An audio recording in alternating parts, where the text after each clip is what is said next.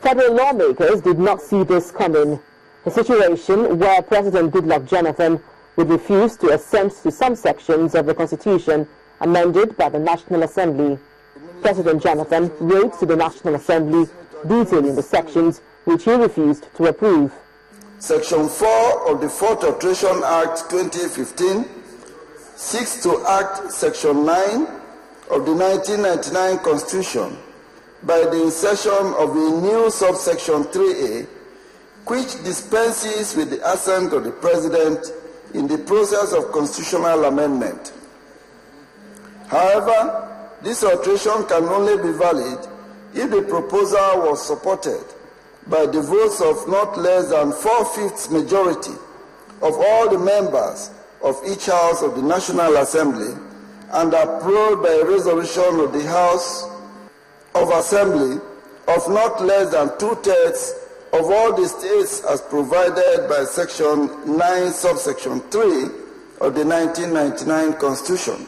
In the letter read by the Senate President, President Jonathan rejected the alteration of Section 9 of the Constitution, which removes the approval of the President in the process of Constitution amendment. President Jonathan also rejected the amendment which seeks to separate the office of the Attorney General of the Federation from the Minister of Justice and the Attorney General from the Commissioner for Justice in the respective states of the Federation. Section 45A of the 4th Alteration Act 2015, which guarantees the right to free basic education, is too open-ended and should have been restricted to government schools. This is because a right, unless qualified or restricted, must be observed by all. The same argument applies to Section 45B, which guarantees unqualified right to free primary and maternal care services.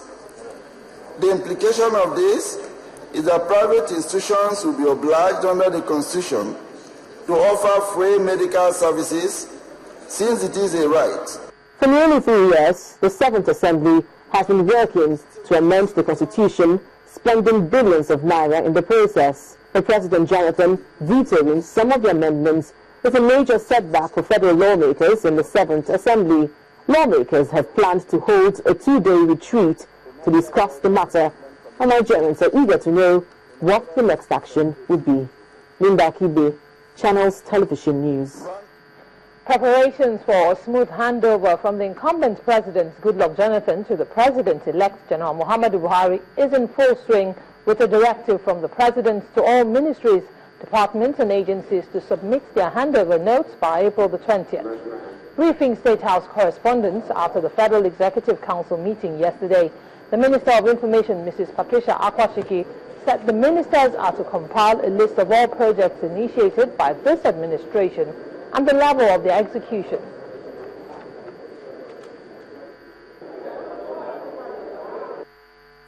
He emphasized on the need for all MDGs and government parastatals and department agencies to submit their handing over notes to the office of the SGF by the 20th.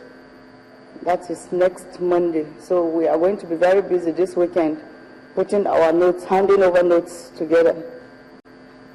The President also emphasized that he would require another little briefing from all MDGs to indicate inherited projects, how far it has been executed, and initiated projects by his administration, and the level of completion, whether completed or ongoing or abandoned.